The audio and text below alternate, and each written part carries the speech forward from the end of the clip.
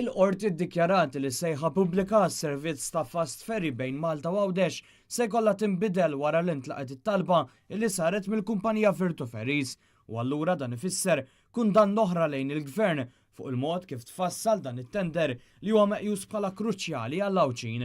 Fid-deċiżjoni tiegħu il-Prim Imħallef Joseph Azzopardi ddikjara li l-perjodu ta' 3 xhur imsemmi fis-sejħa pubblika biex jinbeda s-servizz minn min jirbaħ it-tender huwa qasir wisq. Dan kien se jwassal biex il-kumpanija Gozo Channel ikollha vantaġġ fuq il-kumpaniji l-oħra li xtaqgħu japplikaw għal dan it-tender. Il-kumpanija Virtu Ferries kienet qed titlob li l-perjodu ikun ta' sena. Fid-deċiżjoni tagħha l-qorti issa għażlet is-6 ta' Marzu bħala id-data li fiha l-kumpaniji l-oħra li jixtiequ jipprovdu dan is-servizz jistgħu jagħmlu s-sottomissjonijiet tagħhom. Il-każ kien kontra Transport Malta u l-Gozo Channel bil-kumpanija Virtu Ferries li saħansitra kienet lesta li tressaq il-każ tagħha quddiem il-Qorti Ewropea tal-Ġustizzja.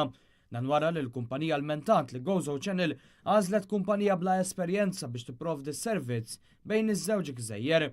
Fil-fatt il-kumpanija Ferry Network Limited li ngħatat it-tender ġiet iffurmata biss ftit jiem qabel. Dan għal kuntrarju ta' Virtu Ferries li ilha għal snin tipprovdi s-servizzi bejn Malta u Sqallija u bejn pajjiżi oħra. L-istess Virtu Ferries saħansitra kienet għamlet l-aħjar offerta biex toffri s-servizz bejn Malta u Għawdex, iżda nqabżet meta l-offerta ġiet analizzata mill-Kumitat ta' Evalwazzjoni immexxi minn Joseph Kuċkieri.